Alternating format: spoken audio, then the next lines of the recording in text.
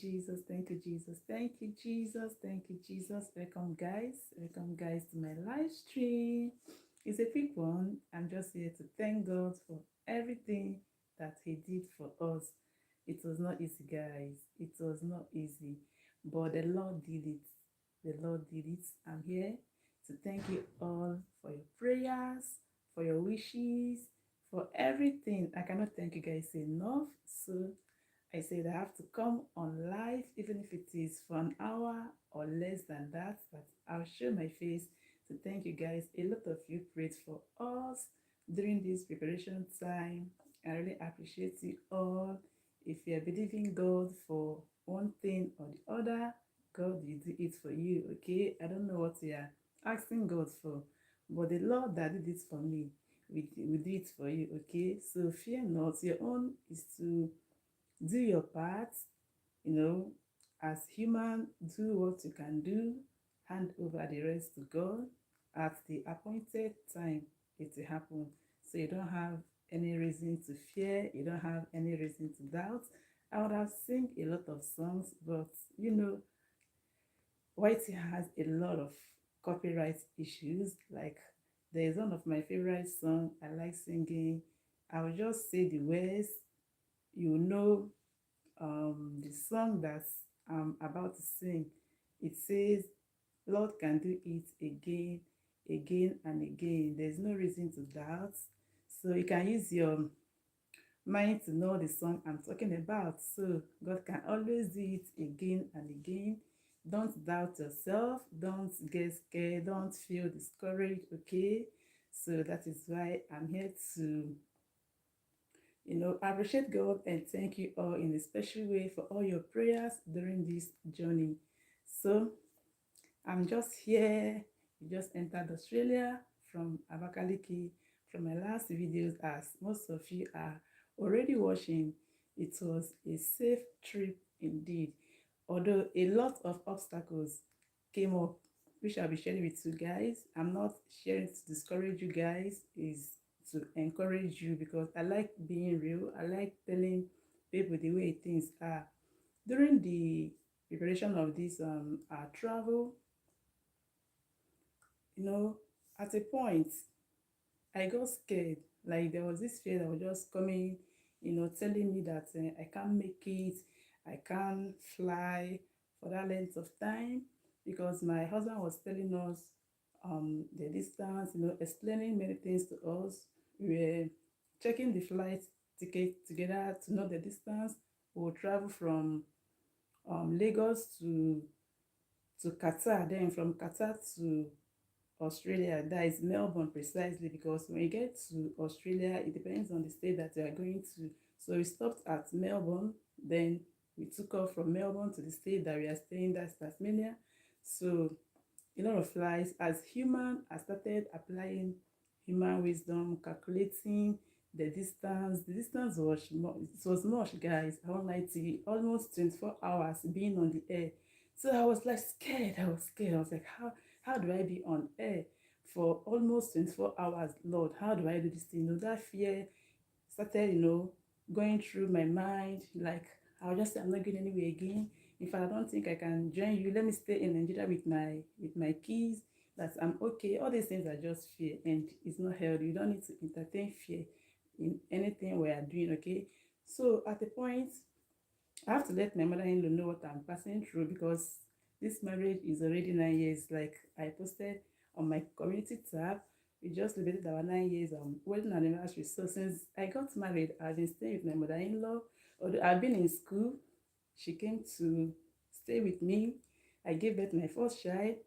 She was staying with us until recently that we traveled down to Australia here. So I have to open up to her that I just have this fear in me that I can't fly. The fear was just there. That is just the truth. But guys, she prayed for me. I won't lie to you. She prayed, I was also praying, casting out that demon, that spirit of fear, because devil is always sleepless, looking for what to do, looking for souls to devour. So I told myself, this is not from God. It's not a good thing. It's a thing of joy, something we've been praying for all this while. Now it's time to, to travel. So why will this fear be coming from nowhere? So at a point, there is a level you pray to. You'll be convinced that God has already answered the prayer. So when I got that conviction that the Lord has answered my prayer, I continued with my preparations. I didn't even give space for fear again. Started, buying things, preparing, getting myself, my kids prepared. So to the glory of God, we traveled. It was so stressless, guys. It was so stressless that there was no issues. Even some days to travel out, my kids started having cough, from nowhere, and it's not too good for traveling with kids while they are sick. Is somehow discouraging. So I got some cough syrups, everything, placed them on drugs. Within days, they regained their health and they were able to travel. All my fears, all my worries, all my anxieties, God just cleared them. In the sense that, despite that my little girl has not traveled before, this is her first time traveling by air. She was so excited, no fear, no tummy issue, no headache, no vomiting, all those, we sickness someone used to have, that phobia for traveling. It was not there. Then for my first daughter, at least she has traveled before by air to Saudi Arabia when my husband was working in Saudi Arabia. So we didn't have any issues with that. Then as for me, I've also traveled before to Saudi Arabia, but I was surprised when all this fear were just coming in. I was like, this is my first time traveling by air. So why am I having this phobia for flights? So guys, anything you are doing, always be prayerful.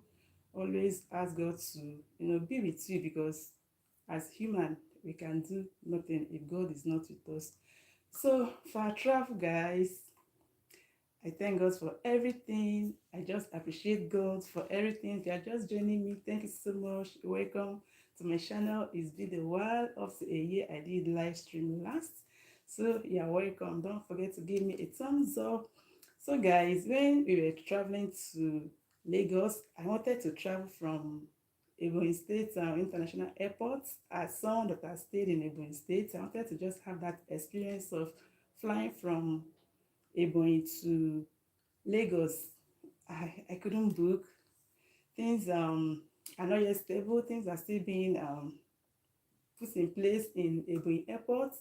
But I believe that by the time I'll come back again, it will be hyper functional and I'll be able to fly from Ebonyi to any part of Nigeria. So that was how I missed having that experience from traveling from Ebonyi to Lagos. So guys, after everything, I just decided to have a road trip to Lagos, because I know that it will take time for us to come back. We will still be coming back. That we come to Australia does not mean that we will not travel back to Nigeria again. Definitely we will come back, but maybe not soon. So I decided to travel by air and by road this time around to Lagos. Bobby was suggesting we take a flight. I said there's no worries, in as much as the security is not too sharp, we still trust God for everything. So that was how we're now contemplating on how to travel to Lagos, because guys, we have a lot of luggages. It was much. I would like to you guys. We had two bags for each person, so we have 6 bags or thereabouts with our handbags and other things. So after contemplating on how to travel to Lagos, is it by public transport or by booking someone, God just used a friend of ours and suggest that we use a transport company that they have this package for shuttle. So that was how we used the GU to carry us from Abakaliki direct to Lagos, just my kids and I and our luggages. It was so comfortable, we were so relaxed. It was a smooth journey to Lagos indeed. So guys, it's just God. how many weeks now that we left? Just barely. Some days that we left Nigeria, I've been seeing a lot of reports on social media, GUO having issues on the road, accidents involving lives. Guys, it's just God. Whatever we are is not by our making, or that we are too careful. It's just God. So that was how I came to Lagos. We stayed in Lagos briefly. After staying in Lagos, where a friend gave us a wonderful accommodation, so we decided to, know, to leave to um, we just stayed for some days in Lagos, and then we left. Ah, my experience. Nigerian airport is not really easy, guys. It's not everything that I was saying on this live stream, but my experience in Lagos airport was so terrible, guys. In fact, I don't know how to describe it, but I still give God all the glory for everything. Before I left house, I have weighing balance. If you have watched my video where I packed my food stuff, I have weighing balance. So I weighed all our bags. I made sure each bag is supposed to be 23 kg. So I made sure everything is less than 20 kg to avoid all these excess luggage drama of eating. I dropped many things. Most of those food stuff that I packed, I didn't. Oh, Pastor Alex, you're welcome to my live stream.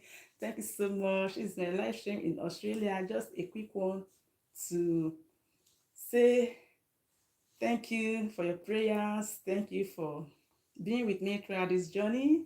Don't forget to give me a thumbs up. Thank you so much, Pastor. I've seen your thumbs up.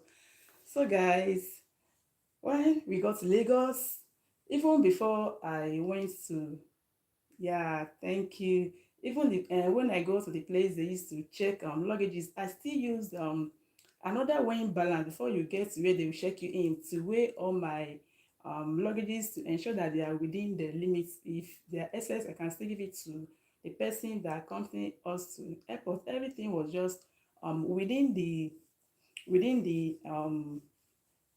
cage they're supposed to be. So I don't know how those people that check people, I don't know if there's any excess weight they used to keep standby. I was surprised when the lady weighed my bags. She was saying that that that I have excess luggage. If I look at her screen, I'll see that the thing is getting to 28 kg. I was like, how come? How did I have this type of excess luggage? I didn't know that she was just looking for a way to extort money from me. So she said, Madam, I have to remove your luggages. They are much. You can't travel with all this. I said, well, I checked all this things before coming here. How come these weights are increasing? So I thought it was a joke. After giving her my daughter's passport and she gave me their own and seized my own. That she will not give me my passport. She was not telling me that I have to pay for excess luggage. After they have extorted some money from me, or wherever you stop at, they extort something from you. So I said, okay, for peace to reign, I gave her what I have, which she accepted gladly. Immediately she realized that I'm heading to Australia. She said, no, that I have to call my husband. I said, Madam, what is the problem again? That the amount I'm supposed to pay is so amount, very huge amount of money. That I have to call my husband. If not, that I have to look for where to drop all these luggages. I have no where she was heading to. So I got her bank details, and my husband did some transfer to her. I don't just want to wicked her, because if I want to, follow it up with the bank details, I can still, trace all her information. But that's by the way. So after the check-in and everything, guys, we got to the immigration officers. Those ones, they are another. In fact, if you are traveling abroad from Nigeria, just make sure that you have enough money with you. If not, these people, they will frustrate you. They will quote loss for you. They will make you look as if you don't know what you are doing. So those ones, they said I have to call my husband. That am I sure that my husband is in Australia? Am I sure that the father of these kids, that way I'm traveling with them? I said, which type of questions? How can I travel with these kids without my husband being where I'm going to? They have to provide my husband's details, where he's staying, his permanent residency, in fact, a lot of information. To cut the whole story short, I have to call my husband on phone to talk with them. So when they spoke with my husband, they confirmed that he's in Australia. So after all the whole drama, guys, we still pay. We still pay another money. So it was not really easy. All the money I had on me, um, all the whole currency, because as I'm traveling to Australia, I still have some Nigerian, currency with me. Whenever they search you, if they say, they'll tell you, madam, what are you going to Australia to do with this money? They'll collect that one. Even the ones I put in my kids' pockets, they will just search you. Whenever they see money, they will collect the money from you. It was not easy, guys. Some of them were actually friendly, which when they say, ah, madam, do something for us now, this is good news. So at least those ones were polite enough to, request for money in a good way. I'll give them the money gladly and leave. But majority of them, they are doing it with will I say from the point of wickedness. I don't even get it. So it was terrible indeed. It was really terrible. So after that, we zoomed off, landed at Qatar, from Qatar to Melbourne. So I just thank God for Johnny Macy's. At a point, that spirit of fear came again while on plane. So I said, devil, you are a liar. I am not the pilot. The pilot that is even, that is in charge of this plane is not even scared. Talk more of me, that is the passenger. So God is by my side. I don't have anything to worry about. That was how it's, traveled smoothly, landed, no issues, even the hours. I didn't know when those hours just, how we even reached Melbourne within a twinkle of an eye with prayers. God really, made the journey a reality, so stressless, so, so smooth.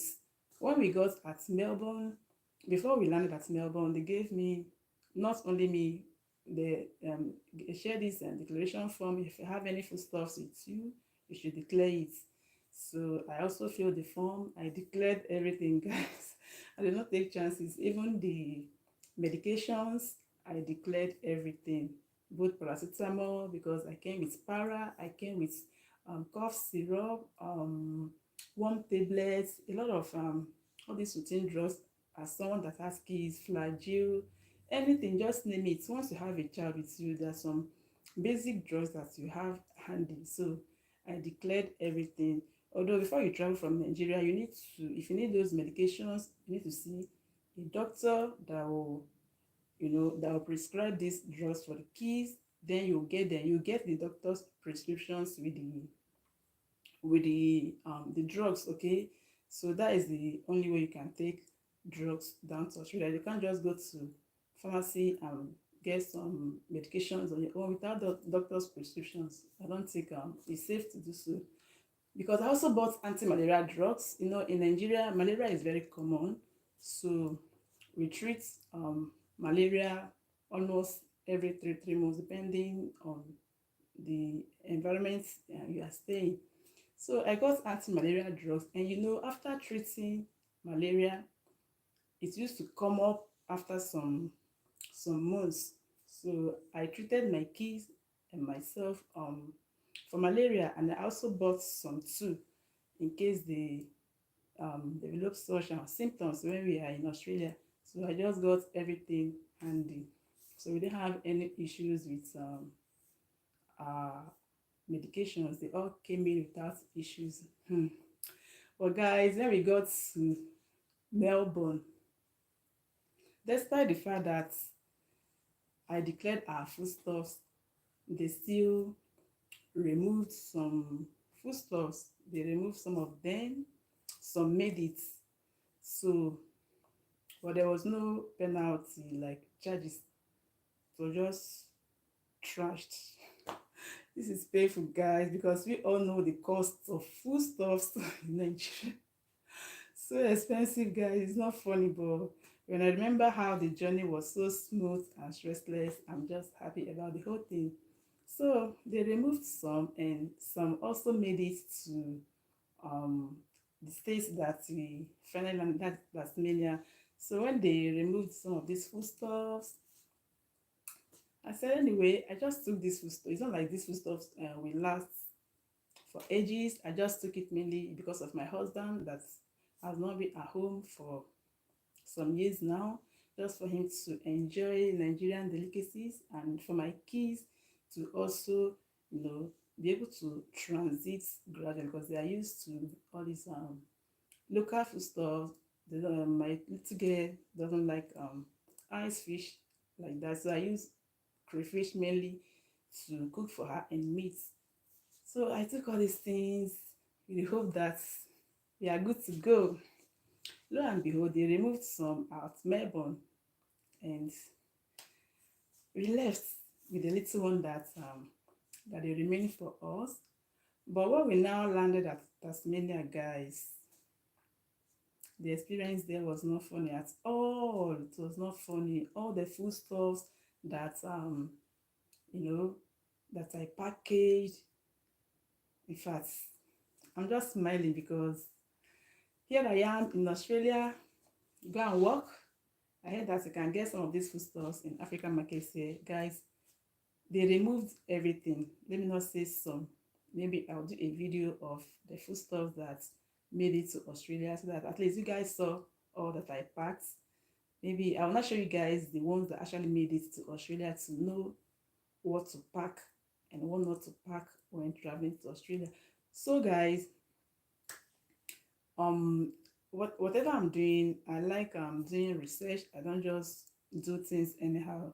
So when I was coming, although I asked questions, they said that once your foods are well packed, once they are well labeled, that you don't have any issues.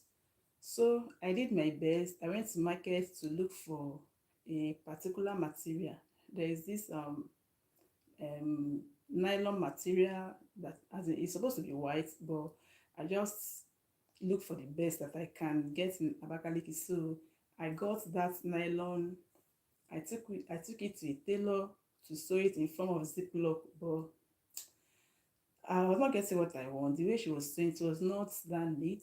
So I decided to use a sewing machine. So I got a sewing machine from a friend, and when I cut the nylon, I'll seal it and then put my food stuff and seal it. So you guys saw the ones that I packed to understand what I'm actually saying. So I packed my foodstuffs well. Then my friend also traveled to the UK during that period, so I also helped her to pack her foodstuff. Most of her foodstuffs, we just used our hands to write the name of the foodstuff on the back of the ziplock. Nothing much, no protocol, nothing else, and everything made it to the UK, no issues. But mine, I designed the sticker. There are some information that are needed, how you process them, the expiry dates, all those things. I did, and I showed you guys some of the samples of the sticker. So it's not like I'm just saying words. If you want to see those stickers, just watch that live updates video and that part with me. So at the end of that video, I showed you guys some of the stickers samples. So if you want to design. So after everything, what happened? What came in? If I show you guys what actually made it to Australia, you guys will marvel because it was shocking. The experience there, the enter body, the thing dey pain. But one thing that I'm happy with is that I didn't pack most of those foodstuffs the way I planned packing them. And I'm so happy that I left them for my mother-in-law, so she's enjoying herself. All those my catfish, I didn't pack everything. My crayfish, as if I'm aware of something that is that is going to happen. So I just packed few things and left other things, although I traveled with more of the vegetables because I know that to get vegetables there will be somehow difficult. So I left most of the foodstuffs and took Maggie, crayfish, okwa, all those things that are difficult to get here. So I was able to pick those ones. So after everything, We landed at Hobart, that is the capital city of where the state we are staying. If you are traveling to Australia, my candid advice, I don't know, just do what as a spirit lead, because I believe that we all are different. You might be lucky to make it, you might be unlucky. Whatever happens to you, just thank God. I asked a friend, Sha. She told me that everything that she came with entered. I asked another person. She said that they seized everything. I asked another person. They seized some and they allowed some. So I also tried, which they seized and allow. So maybe I'll do a video and show you guys the food stuff that actually made it to Australia. So when we go, assuming that I stopped at Melbourne, if Melbourne should be my last destination, I would have parked because they took some actually, but I would have still have some food stuff with me. But when I got to Hobart, guys, it's like this state is the most strictest state when it comes to food stuff in Australia. They have this dog in the airport. I don't know how that dog detests food stuff. I don't know. Despite the fact that I saved everything, my bag was not smelling any food stuff. Once the once the dog goes to your bag, they will know that this bag is containing food stuff. That was how the dog detected some of our bags, and they opened them, and they were actually food stuffs in there. So they removed it. Yeah, what a painful experience. And the funniest part of the whole thing is that when they seize this food stuff, they will still give you fine if you didn't declare them. So that was the mistake I made. So when we got to Hobart here, I didn't declare my food stuff. When landing at Melbourne, I declared my food stuff. So I thought that is when you enter Australia, that it is once you declare your food stuff, you don't need to declare it again. So when I got to Melbourne, they asked me if I've declared the food stuff. I said yes, and they checked, they removed, they didn't give us any fine. But when we now got to Hobart, they asked me again if I've declared the food stuff. So I said yes, because I've declared it before coming down to this place. So when they now saw those food stuff, they're now asking for the declaration form. I was like, I don't submit that for Melbourne now. They're not giving me the thing again to submit to any other place. They said no, that I'm supposed to declare it while landing here in Tasmania, that is Hobart precisely. I said, I did not know that I still need to declare it again. This is my first time coming to Australia. So they now collected my husband's information, his driver's license, every document. The way they were collecting those information, I was asking my husband, why are they collecting this information from you? They said that definitely they will give us fine for not declaring this food stuff. Guys, this was the most painful part of the whole thing. After collecting my food stuff from this food stuff, you're damn expensive, guys. Paying for extra luggages, carrying them with kids. If I know, I would have just carried my bag and just travel like the way guys. No guys, the way they do travel, they don't like carrying load. They'll just carry their bag and go. But we women, trust us now, we will pick everything. We will pick and pick and pick and pick. At the end of the whole thing, we just carry excess luggage. Welcome guys, welcome guys. I'm certain you guys don't forget to give me a thumbs up. I'm just here to thank you guys and to share my little experience, the travel experience with you guys. Okay, Tessie is at home. I just came in, so since I'm free, I'll be showing my face as time goes on. So that was how they removed some of our foodstuffs. So my advice is that if you are traveling to Australia precisely, if it is easy for you not to carry any foodstuff, it's better for you. It will save you stress, it will save you heart attack, it will save you many things. Okay, so then if you want to carry, even if you want to carry foodstuff, just carry something that when they collect it from you, you will not be angry so much, because things are very expensive now. Getting these foodstuffs from our country, Nigeria, is so, things are very expensive now. So don't even waste your time buying too much things. Don't waste your time buying clothes, because the weather here is pretty cold. Although I heard it is the summer period, but we are coming from a climate that is very hot. So even this the summer, I'm feeling cold. Okay, I'm just wearing this clothes because my heater is on, so this place is a bit warm.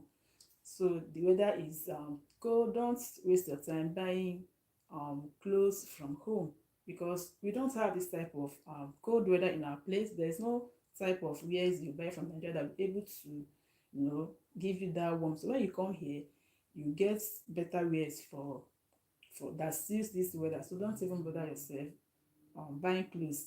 Just carry basic things that you need that will, take care of you that period that you are coming. So that is the things that I need to share with you guys. Then um any other thing, yes, I'll still lay emphasis on this. If you're coming with kids, try and get some medication. Like I told you, get doctor's prescription is very important, because when they come here, one, they might feel that fever, or it depends on the kids. If they always fall sick every time, get anti-malaria drugs. Don't joke with your warm tablet. Buy enough of warm tablet, because they will be exposed to sugary things here, because they have access to ice cream, everything, candy, unlike back home. We don't always allow our kids to have access to these things, but here, whenever they go out, shopping, they will see chocolate, everything. So always get that warm tablet, enough of it, because I don't know if it is easy to get from over the counter here. And to see a doctor here, from what my husband told me, is by appointment. It takes time. So that is another thing. Now I'm in Australia, guys. um what I've noticed so far here is that the weather is pretty cold, but we'll get used to it gradually. We'll get used to it. Then what other thing? We are still finding it difficult to sleep, because the time difference is much. This is like 12 hours difference. Like, now that this is morning, people in Nigeria should be sleeping by now. This is around 12 p.m. Yeah. So at night we used to be awake, guys. But they say that we'll get used to it, because it's just like opposite of our time. Now that is morning, my kids are sleeping. At night they will be awake. So as time goes on, we'll adjust to the timing. Each time I want to call people at home, I need to go and check my Google to know what says the time in Nigeria before I call. So the time difference is much. Then I'm just new, getting used to the environment. As time goes on, I'll be getting myself familiarized with Australia. What other thing? Yeah, I heard that I have to go and do my first aid training, and is a nice first thing to do as an immigrant in Australia. When you get to Australia, I heard that you do your first aid training. So I was asking them, why is it compulsory? They say, yeah, it's compulsory, that you have to do it. And I think it's good too, because they want everybody to be able to have that first aid training, wherever you find yourself, along the road, market square, just anywhere you find yourself, and there is need for you to give first aid. You should be able to do that with little or no assistance before calling ambulance. So it's a nice thing. Once you're in Australia, you have to do the training first, and I like it. So very soon I'll be going for my first aid training. So that is it for guys. Any other thing? Is there another thing I need to talk on this travel prep? Anyway, as time goes on, if there's anything, I'll let you guys know in a video. But now I'm just getting used to the environment, going out, monitoring how things are going on. But from what I've observed so far, they are keeping left. They are keeping left. Yeah, when we're coming back, That was how they were driving. Not like Nigeria, we keep right in Nigeria. So another thing to learn, new thing altogether. All the road signs that I'm seeing on the road. I'm not I'm not used to them, but gradually I know that I'll get used to them with time. So that is for the road.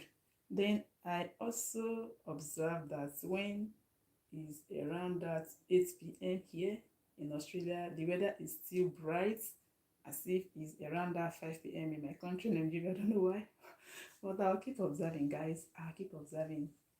So it gets only dark here around that 9 after 9 to 10 p.m. That is when the weather will start getting darker. So these are the little changes. And another thing I also experienced here, guys, is that people are really working. People are working 247. I need to address this one. If you are a young lady in Nigeria and your husband is in abroad, because I believe that anything happening here in Australia is somehow applicable to other countries like UK, Canada, US. People are working. Nobody has that time, because a lot of bills to attend to, a lot of bills. If they are not on morning shift, they are in afternoon shift. If they're not in afternoon shift, they are at night shift. So don't even worry yourself that your husband is cheating, because we are human. When I was in Nigeria, I used to have that mindset that I can't wait to join my husband. I don't know what he's doing over there. That means I have that trust for him. But we are humans, so I have to be real. People are busy here. Nobody is always at home. They hardly sleep at home. They're always working. So just relax. Always pray for them to keep hustling, to be able to save up, to come and pick their family. So they share apartments. You can have a family person staying with a total stranger altogether. There is nothing wrong with that, guys. There is nothing wrong with that. So once you come here, you have to free your mindset. Nobody has time for anything. You can't even do anything here anyhow. You can't do anything anyhow, because they have a lot of laws governing the country. It's not a country where you can abuse underage and go scot-free. It's not a country where you will drive anyhow and you just go away with that. If you break any road rules, no policeman will be following you the way they do in Nigeria. If you have any offense, police will start following you, stopping you. You don't need anybody to follow you.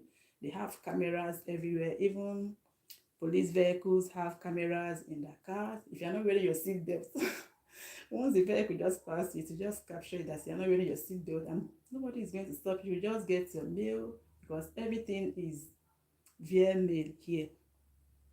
Communication is via mail. Just check your mailbox, you will receive your mail, and you go and present yourself and sort yourself out. So a lot of things going on here. You don't need to get worried, because nobody wants to have issues with his or her police check. Because once you have issues with your police check or whatever, to get a job will be difficult for you. So if you're not working, how will you be able to pay all these bills? So everybody is playing safe. When they go to work, they do what they're supposed to do. If it is a shift that doesn't require you to sleep, you have to be away, because if they see you sleeping or a friend captures you where you are sleeping, you are in trouble. So it's a very disciplined country. So don't fear, don't have that fear, don't pressurize your husband to come and do and carry people. They are already pressured here. So just relax, always pray for them, for God to give them the grace to, be able to say something and to come and, pick you and your kids. No man would like to be afar from his wife. No woman will say that she's enjoying his husband's presence. So they are working hard to bring their partners here. Okay, so that is what I have to say for the people that are still waiting to join their husbands wherever they are, not only here in Australia.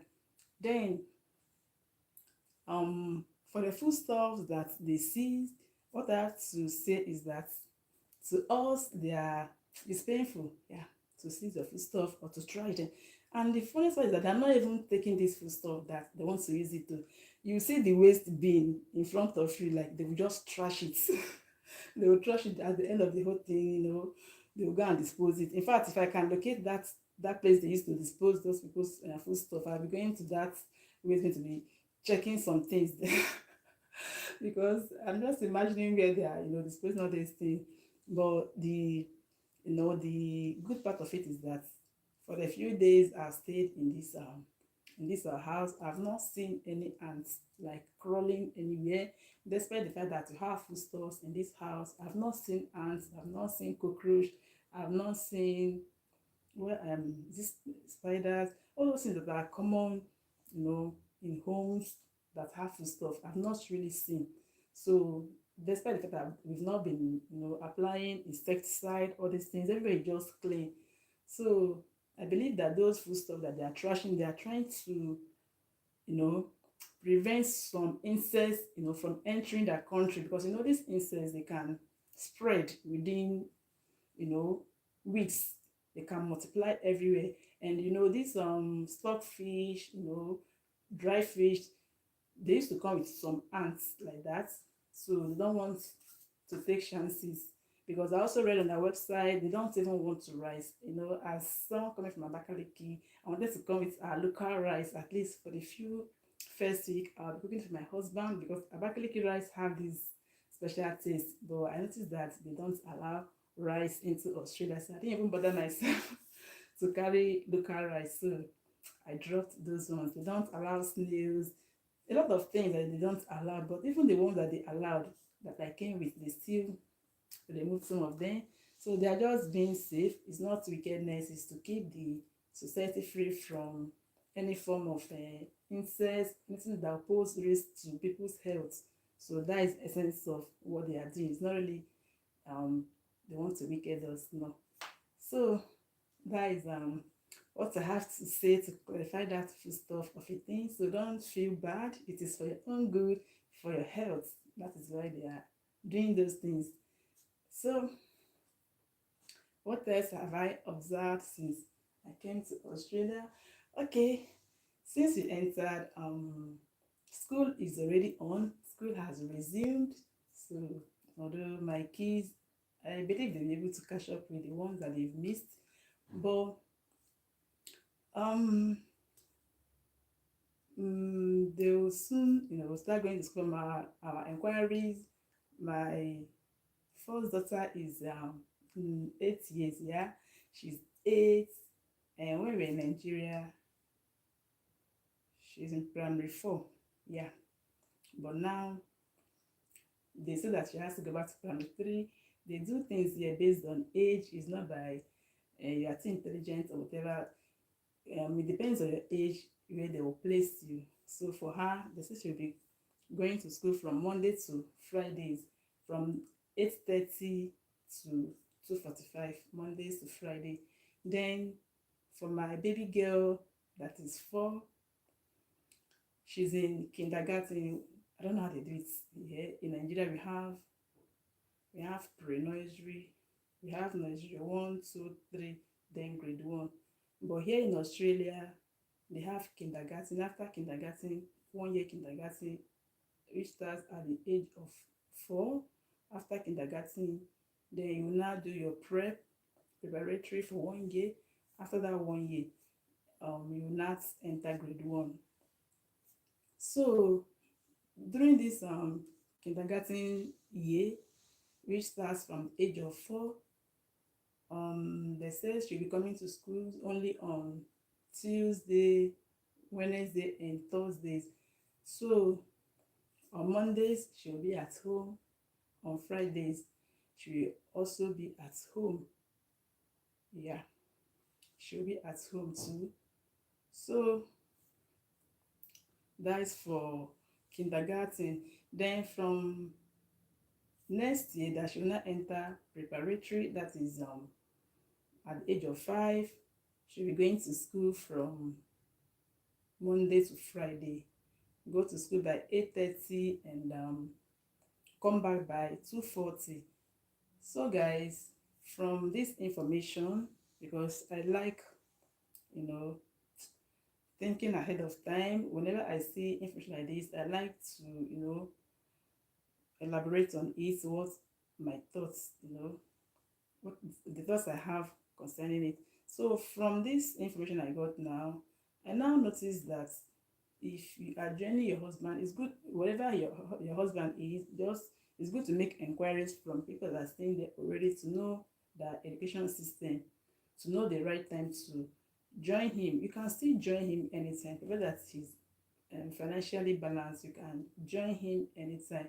But if there are some things you need to consider before joining your partner in any country, ask about the educational system. Because here now, I'm just thinking, by the time I start looking for job now, on Mondays, where will I keep my baby girl, Mondays and Fridays? Okay, even if I say let's be taking her to somewhere, maybe there will be no plans for that. Let me not think too much, but at least it's ideal to join your husband if your little baby is up to the age of 5. It will make things easier for you guys. If your partner is a student, even if he's in school, you can take the kids to school and go to work. But I've seen that on Mondays now, if I start working now by the grace of God, maybe I'll not be accepting work on Mondays. I don't know how to do it, sha. Let me not think of things I cannot control. When it gets to that time, there'll be a way out. So always consider all these things. If your husband is also a student, um, if you can join him immediately, no, joining him immediately, I don't think is that too advisable, unless you know he's financially buoyant enough to handle that. Because from what I'm seeing now, I have a lot of things to do, a lot of certifications. I have to do this first aid training. What else? CPR training. A lot of trainings involved. Then, if I should start looking for work now, there are some things I need to get, some certificate that requires some trainings for some months. So during this period, you can see that there's tendency I might not be working. There's tendency, it depends, unless somebody can get a linear job to be doing. So during this period now, your husband will be taking care of the family, everything. So all these things, you have to consider them. So it will be ideal to maybe allow your partner to graduate or towards that graduation time, so it will be easier for all of you. So all these are my observations so far. Yeah, these are my observations. And I believe it also depends on states. There are some states that you go to, it will be easier for you to get a job. It depends on state and country. Let me put it this way. There are some countries that you go, it will be easier for you to get a job, even if it is a petty job, just to be earning something to support the family. And there are some countries too that, to get job is also easier. So like here in Australia, it depends on the state. There are some states that people get to work easily. There are some states that getting work is harder. But I've tried visiting some websites to know how the job hunting, how it looks like, the requirements and everything, because I studied medlab. So I still notice that I have a lot of things to do, exams to write. You can't just come here and start practicing your profession. There are some things that needs to be put in place. Okay, so these are the things um, you have to consider too. So from the research I've made, I realized that um, social work is more common here in Australia, which I did some of it somehow before coming to Nigeria, working in old people's homes, taking care of them. When you do all those things at home, you might not know that there are some countries that that takes it as their major job. Over there at home, we do most of them as volunteer work.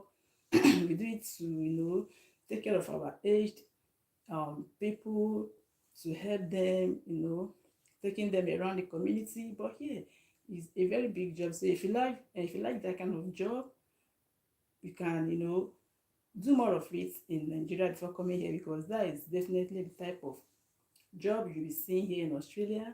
So it will be ideal for you to have a good knowledge before coming here, working with people with autism, dementia, something like that, so that when you get here, it will be like a continuation for you. It will be easier for you to write in your CV that you have done this work before coming here. So if you're coming to Australia, just start, working in those areas that I mentioned. It will help you a lot when you get here. Then another requirement I also realized from the online research is the Australian driver's license. Yeah, most of the jobs that I've seen online, they always tell you Australian um, driver's license, which means that it's also um, a very strong requirement for you to get a job here in Australia. Although you can still use your international driver's license to drive if you can, because someone like me now, I'm just scared of entering that road. A lot of rules.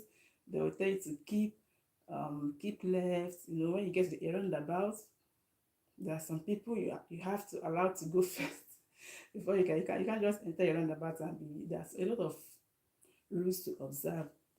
So these are the things you need to consider. So if you're coming to Australia, there's another point. You need to know how to drive.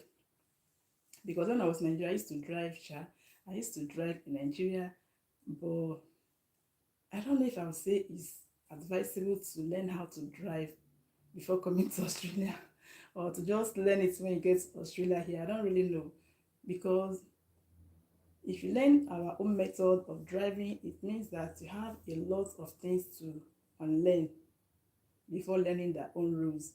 So both of them have their own merits and demerits, okay? But it's good to know how to move a car, actually. At least let it be that you are now learning how to obey the road rules. If you can know how to drive, well, even on highways, being able to reverse your car, I think it's okay. When you now get here, you learn other things, because you need to also get your driver's license. And before you do this, you still be assessed, okay? You'll be assessed here. All these things I've made research. My husband also explained some of them to me, how they work out. So you don't just come here and start drive. You can still drive your own car, but you still need some training from tutors, from instructors, from someone that can also teach you, because everybody is busy here. They're all busy working. So if you're lucky to have someone to take you around, teach you one or two things, it will be of help. But ignorance of the law, they said, is not an excuse. If you go out there and mistakenly drive rough, once the fine come, they will not even, you can't tell that you are new, that you don't know the road rules. So it's even better not to enter the road until you have known everything, do your assessment and pass it, so that when you are driving, you drive with confidence. Then I also realized that they don't horn unnecessarily here in Australia. For the few days we've gone out, the road is so calm. Nobody will horn for you if you are driving. If you watch my video when we went to airports, you'll see typical example of what I'm saying about horning while driving. In Nigeria, the way we horn, everywhere will just be busy with horns. Over here in Australia, you hardly heard horns. One of these days, we will drive through Australia, maybe my next outing and my video, the environment, to see how it looks like, see how they drive. You hardly hear someone behind you horning for you. Before somebody will horn for the car in front, or the person, it must be for safety. Maybe the person is doing serious mistake that will cause problem to the road users. That is when you hear that horn, and so brief, bam, that's all. So a lot of things, a lot of observations. Whatever I observe, I'll keep telling you guys. Whatever thing that will help us, I'll keep updating you all, because I know some people might like to come to Australia too, or travel to another country. I believe some of these things are applicable to USA, Canada, Germany, all these things.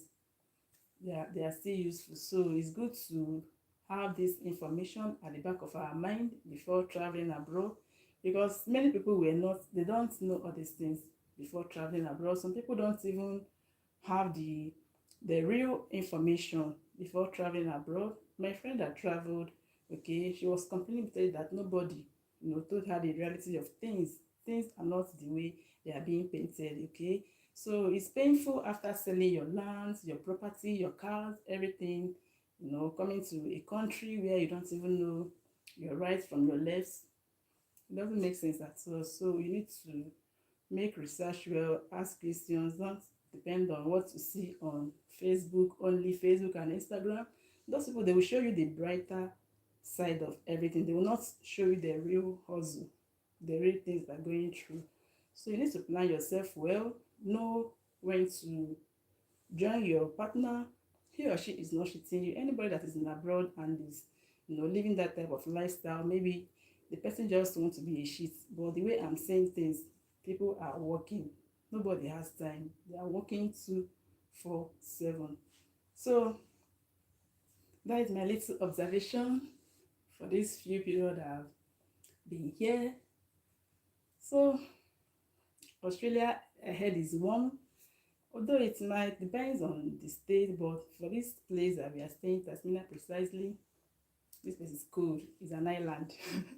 It's an island, guys. Everywhere is just surrounded by water, water, water. If you are driving, it's mountains, water. It's pretty cold. It's pretty cold here. So, but thank God we came during summer. I thank God for everything. He knows how he does his things. I believe we came in at the right time, because someone like me, I'm very sensitive to cold. So during this summer is a gradual, transit from summer to winter. So all these things you have to consider. But guys, I won't forget, I have a testimony to share with you guys. My little girl used to have this cough when in Nigeria. It doesn't accept medication. They said it's allergic cough. But this few days, I was so scared too. Like, you're in Nigeria that is hot, and you're having all these cough maybe once in 3 months, once in 4 months. So what's gonna happen when we now travel to the colder region? But I'm surprised, guys. I'm so surprised that since we came here, that cough just ceased. It ceased. No medication, nothing, nothing. Despite that the weather is cool, the cough just disappeared. I was like, what is the secret? What really happened? Like, I want to know why this cough ceased without any medication, without seeing doctor, without any advice from any professional. I made research immediately. I don't joke with my research, and I realized that this Tasmania, they have the purest air.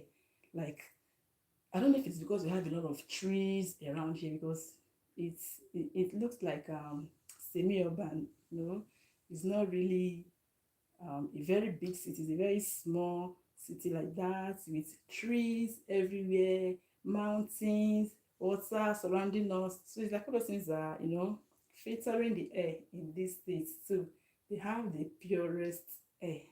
Like, I will not blame myself. Maybe this girl is allergic to something in the air that we don't know in Nigeria, because there's nothing they've not done for her. X-ray, everything, treatment, the thing keeps coming. So if I have not achieved anything, I'm grateful to God that my baby girl is no longer experiencing those cough again.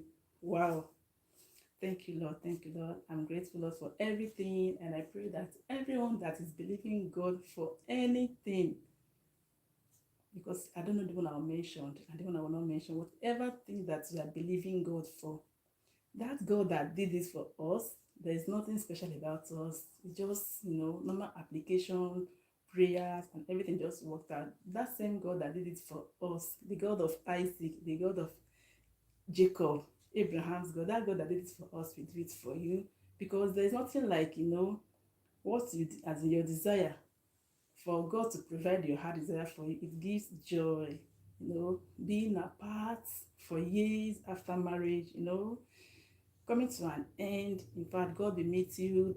If you're looking for the fruit of the womb, life partner, just name it, admission, whatever that is, God will do it for you, because my joy knows no boundary as I'm talking to you now, guys. It has no boundaries because it has been off and on looking for greener pastures since we got married. Immediately I gave birth to my first baby. My husband just left to Saudi Arabia looking for greener pastures. Stayed there for some time. Now here in Australia, so you can relate to my joy. So I'm saying thank you all for always supporting me. Thank you so much for everything. May God receive all the glory. Thank you, and see you in my next video. Bye.